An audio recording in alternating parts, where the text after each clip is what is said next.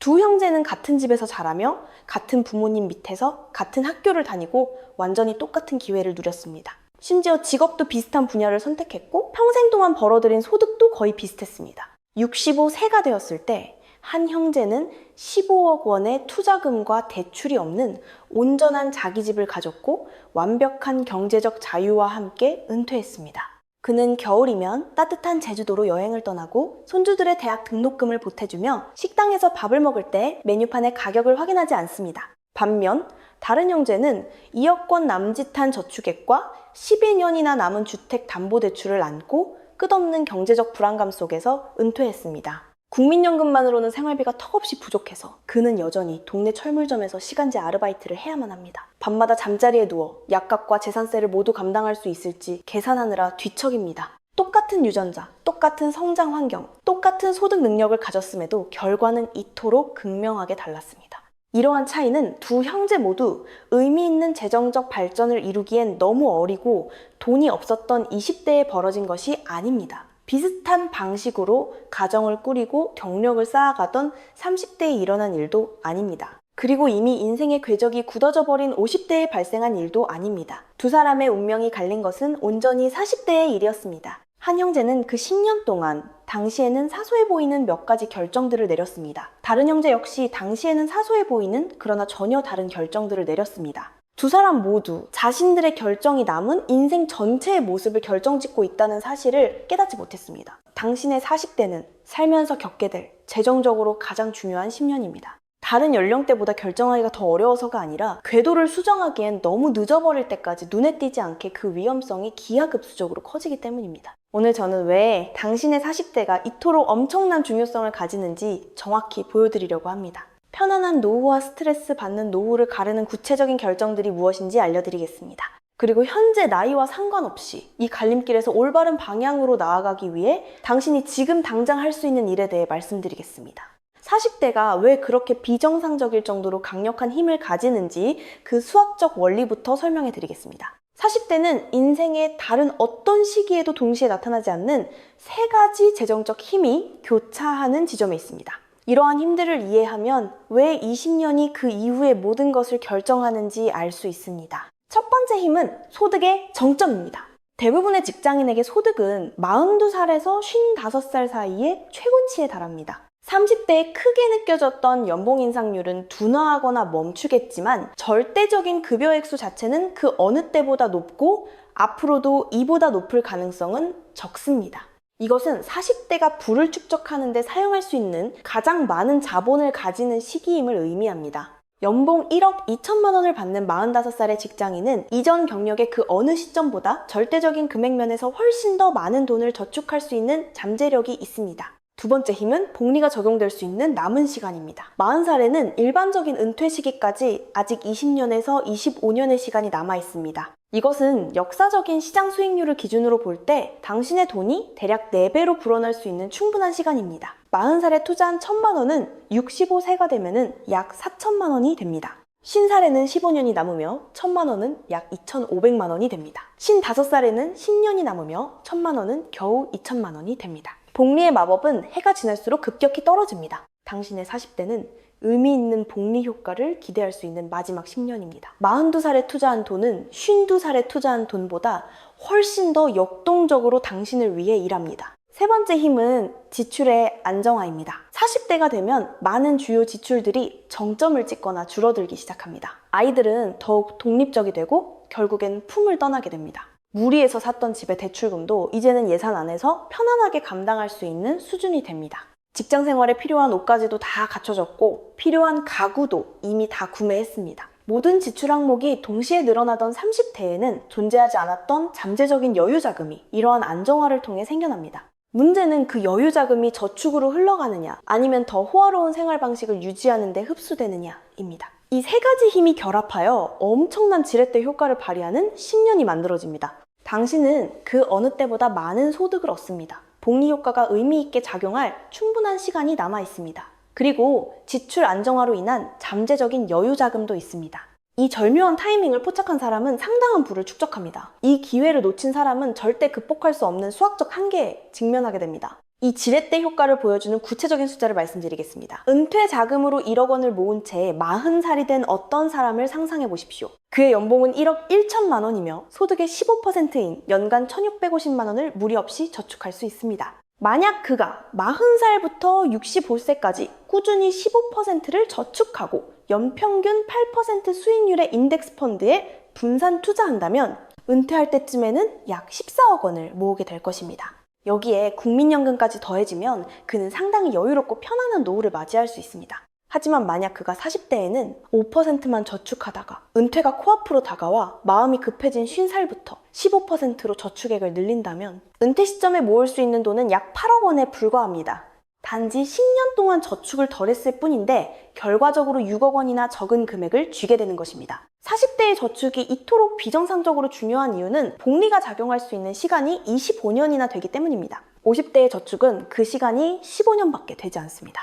시간이 주는 수학적인 지렛대 효과는 나중에 저축 금액을 아무리 늘린다고 해도 결코 만회할 수 없습니다. 이제 세 번째 상황을 가정해 보겠습니다. 이 사람 역시 1억 원을 모은 채 40살이 되었습니다. 하지만 40대에 저축을 하는 대신 더 화려한 생활을 즐기기 위해 오히려 노후 대비 저축을 줄여버립니다. 집에 평수를 넓혀 이사하고 더 좋은 수입차를 사고 더 비싸고 고급스러운 해외여행을 다닙니다. 그들의 40대 저축률은 소득의 2%에 불과합니다. 50살이 되어서야 현실을 직시하고 그들은 공포를 느끼며 뒤처진 것을 만회하기 위해 은퇴할 때까지 소득의 20%를 맹렬하게 저축합니다. 이처럼 50대에 공격적으로 저축했음에도 불구하고 65세까지 그들이 모은 돈은 약 6억 원에 그칩니다. 40대에 누린 안락함의 대가로 꾸준히 저축했을 때보다 은퇴 자금이 8억 원이나 날아간 것입니다. 10년간의 섣부른 선택이 이후 10년간의 처절한 수정 노력으로도 결코 메울 수 없는 거대한 격차를 만들어버렸습니다. 이제 이토록 중요한 시기에 당신이 마주하게 될 가장 결정적인 선택의 순간들을 짚어드리겠습니다. 첫 번째 결정은 바로 집입니다. 40대가 되면 주거 환경을 업그레이드하고 싶은 강렬한 충동이 찾아옵니다. 아이들은 훌쩍 컸고 더 넓은 공간이 필요합니다. 당신은 사회적으로 성공했고 그것을 증명해줄 번듯한 집을 원합니다. 지금의 소득 수준이라면 늘어난 대출이자도 충분히 감당할 수 있을 것 같습니다. 집의 평수를 넓히는 이 결정은 당신 인생 전체에서 가장 치명적인 결과를 낳는 재정적 선택이 될 수 있습니다. 5억 원대 아파트에서 9억 원대 아파트로 이사하는 가족은 매월 주거비로 약 200만 원을 추가로 지출하게 됩니다. 이는 연간 2,400만 원에 달하는 금액이며 40살부터 65세까지 25년 동안 투자할 수 있었던 기회를 영영 잃어버리는 것을 의미합니다. 매년 사라진 이 금액은 복리로 계산했을 때 은퇴 시점에 10억 원에서 15억 원이라는 엄청난 부의 차이로 돌아옵니다. 집을 넓힌 대가가 말 그대로 10억 원 이상의 노후 자금을 증발시킨 것입니다.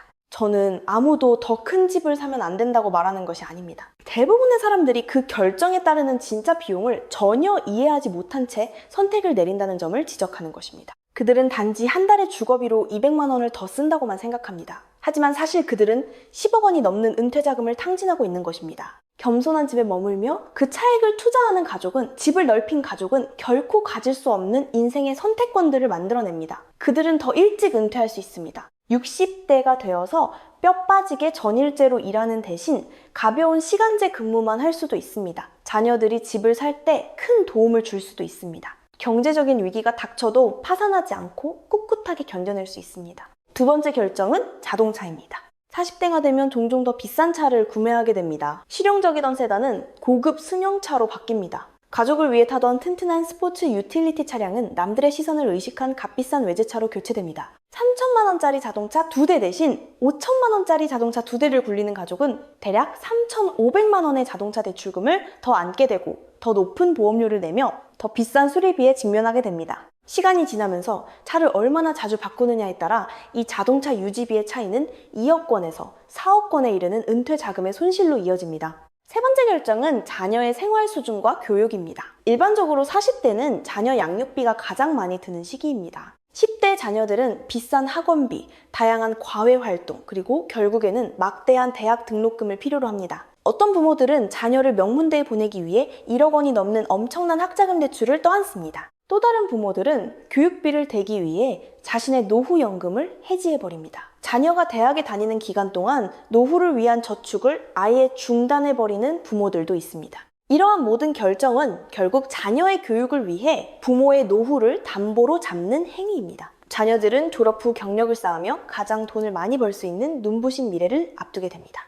반면 부모들은 텅 빈 통장을 쥔 채 그것을 만회할 시간이 10년밖에 남지 않은 50대로 접어들게 됩니다. 이 시기를 성공적으로 헤쳐나가는 가족들은 종종 꽤나 불편한 선택을 내립니다. 그들은 자녀에게 국립대를 가거나 장학금을 주는 학교에 가라고 명확히 요구합니다. 자녀 스스로 아르바이트나 학자금 대출을 통해 어느 정도 책임을 지기를 기대합니다. 막대한 대학 등록금 청구서가 압박해와도 그들은 결코 노후를 위한 저축을 멈추지 않습니다. 네 번째 결정은 직업적 위험을 감수하는 태도입니다. 40대는 소득을 크게 높일 수 있는 이직의 기회가 주어지는 시기입니다. 새로운 회사에서 고위직으로 스카우트 제의를 받거나 지분을 약속하는 스타트업 혹은 당신의 기술에 높은 프리미엄을 쳐주는 산업군으로 이동할 기회가 생깁니다. 하지만 많은 사람들이 바로 전략적인 위험을 감수해야 할 그 시기에 40대라는 이유만으로 극도로 위험을 회피하려고 합니다. 그들은 현재 다니는 직장에서 연차를 쌓았고 편안함을 느낍니다. 새로운 곳에서 다시 시작한다라는 생각 자체가 두렵게 느껴지겠지만 40대는 당신의 소득을 급격히 끌어올릴 수 있는 마지막 기회의 창입니다.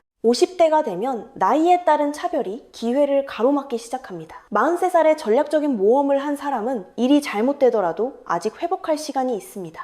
하지만 53살까지 기다린 사람에게는 그런 시간이 주어지지 않습니다. 안락함에 안주하는 것과 성장을 추구하는 것 사이의 소득 차이는 연간 3천만 원에서 4천만 원을 훌쩍 넘을 수 있습니다. 10년이 지나면 이는 3억 원에서 4억 원에 달하는 추가 소득이 됩니다. 다섯 번째 결정은 과시형 소비를 받아들이는 태도입니다. 40대가 되면 자신의 성공을 겉으로 드러내야 한다는 사회적 압박을 받게 됩니다. 직장 동료들은 화려한 해외여행을 떠납니다. 이웃들은 최신식으로 주방을 리모델링합니다. 친구들은 별장을 사고 고급 취미를 즐깁니다. 어떤 가족들은 이러한 압박을 굳건히 버텨내고 30대 후반에 편안하게 느꼈던 생활 수준을 그대로 유지합니다. 반면 어떤 이들은 주변 사람들의 시선에 맞추기 위해 씀씀이를 늘리고 늘어난 소득을 남들에게 보여주기 위한 소비에 모조리 쏟아붓습니다. 이 두 가지 태도가 만들어내는 은퇴 후 자산의 차이는 보통 10억 원을 훌쩍 넘습니다. 이러한 결정들이 어떻게 눈덩이처럼 불어나는지 지윤 씨와 수진 씨 부부의 이야기를 통해 설명해 드리겠습니다. 지윤 씨와 수진 씨는 20대 후반에 결혼했습니다. 40살 무렵 그들의 연금 계좌에는 2억 원가량이 있었고 대출 1억 8천만 원이 껴있는 3억 원대 중반의 소박한 아파트를 소유하고 있었으며 12살과 9살 난 두 아이를 키우고 있었습니다. 부부의 합산 소득은 1억 6천만 원에 달했습니다. 그들은 앞으로 다가올 10년을 어떻게 살아갈지 선택을 해야 했습니다. 지윤 씨는 평수를 넓혀 이사하자고 강하게 밀어붙였고 더 학군이 좋고 살기 좋은 동네의 비슷한 아파트는 6억 원이 넘었습니다. 수진 씨는 망설였지만 결국 남편의 뜻에 동의했습니다. 이사를 하면서 매월 주거비 지출이 160만 원이나 늘어났습니다. 그들은 이 비용을 충당하기 위해 노후를 위한 저축을 15%에서 6%로 확 줄여버렸습니다. 그들은 스스로에게 이것은 그저 일시적인 현상일 뿐이라고 위안했습니다.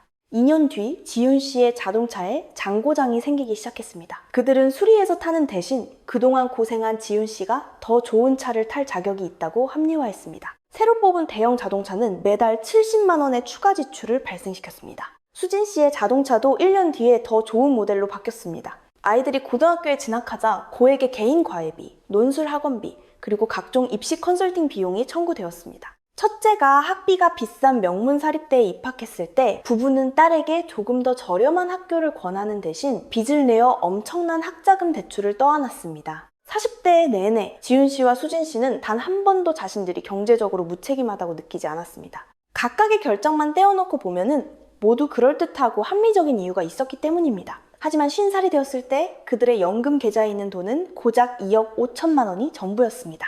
40살 때 가졌던 금액에서 겨우 5천만 원 정도 늘어난 액수입니다. 10년 동안의 저축과 시장의 성장에도 불구하고 초라한 성적표를 받아든 부부는 아이들이 마침내 독립하자 발등에 불이 떨어졌습니다. 지윤 씨와 수진 씨는 뒤처진 것을 만회하기 위해 결의를 다졌고 노후 대비 저축을 한도 끝까지 쏟아부었습니다. 65세가 되었을 때 그들은 7억 원가량을 모았습니다. 은퇴 후 생활비를 계산해보기 전까지는 제법 큰돈처럼 느껴졌습니다. 하지만 시뮬레이션 결과 그들의 돈은 82살쯤이면 바닥날 확률이 높았습니다. 결국 그들은 집을 팔고 생활비를 극단적으로 줄이거나 70대가 훌쩍 넘어서까지 계속 일을 해야만 하는 처지가 되었습니다. 이제 민수 씨와 지영 씨 부부의 이야기를 해드리겠습니다. 민수 씨와 지영 씨가 40살일 때의 상황은 앞선 부부와 놀랍도록 비슷했습니다. 부부 합산 소득 1억 5천만 원, 노후 저축액 1억 7천만 원, 그리고 11살, 8살, 난 두 아이가 있었습니다. 민수 씨는 더 큰 집으로 이사를 가자고 제안했습니다. 하지만 지영 씨는 강하게 반대했습니다. 그녀는 주거비용에 대한 결정이 은퇴 후 삶에 미치는 수학적인 영향력에 대해 책에서 읽은 적이 있었습니다. 결국 두 사람은 지금 사는 집에 계속 머물기로 합의했습니다. 처음에는 뭔가 큰 것을 희생하는 기분이 들었지만 이사를 안 한 덕분에 굳은 매달 160만 원의 돈은 곧바로 연금 계좌로 흘러 들어갔습니다. 민수 씨의 자동차를 바꿀 때가 되었을 때 그들은 3년 된 상태 좋은 중고차를 구매했습니다. 대학 입시가 다가왔을 때 부부는 아이들과 학비 문제에 대해 아주 솔직하게 대화를 나누었습니다. 결국 두 아이 모두 장학금을 받고 국립대학교에 진학했습니다. 40대 내내 민수 씨와 지영 씨는 마치 세상의 흐름을 거슬러 헤엄치는 것 같은 기분을 느꼈습니다. 그들의 생활 수준은 주변 친구들에 비해 초라해 보이기까지 했습니다.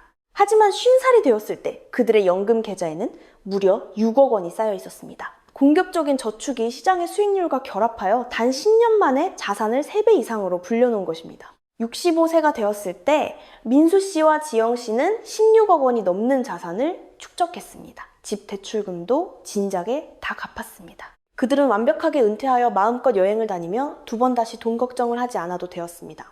이 두 가족이 보여준 수학적인 자산의 격차는 결코 소득이 다르거나 투자 기술이 뛰어나서 생긴 것이 아닙니다. 그것은 오직 40대에 내린 다른 선택들이 만들어낸 결과물입니다. 제가 이 두 이야기에서 가장 충격적으로 느끼는 부분은 바로 이것입니다. 정작 40대를 보낼 당시에는 두 가족 모두 자신들의 삶에 대해 느끼는 만족도가 똑같았다는 사실입니다. 많은 연구 결과가 일관되게 증명하듯 화려한 소비 생활은 아주 일시적인 행복만을 줄 뿐입니다. 사람들은 18개월에서 24개월 안에 그 새로운 수준에 완벽히 적응해버립니다. 지훈 씨와 수진 씨가 민수 씨 부부보다 40대를 더 즐겁고 행복하게 보낸 것이 결코 아닙니다. 그들은 단지 돈을 훨씬 더 많이 썼을 뿐입니다. 그 추가적인 씀씀이는 어떠한 지속적인 만족감도 주지 못한 채 앞으로 남은 수십 년의 인생을 영원한 족쇄로 채워버렸습니다. 이제 당신이 처한 현재 상황에 맞춰 구체적인 가이드를 드리겠습니다. 만약 당신이 이 글을 읽고 있는 20대나 30대라면 당신은 미리 알게 되는 축복을 받았습니다. 당신은 이제 소득이 정점을 찍는 40대가 되면 끊임없이 소비 수준을 높이라는 거센 압박에 시달리게 될 것임을 이해했습니다. 그때 당신을 지켜줄 수 있는 강력 습관을 바로 지금부터 만들어 두십시오.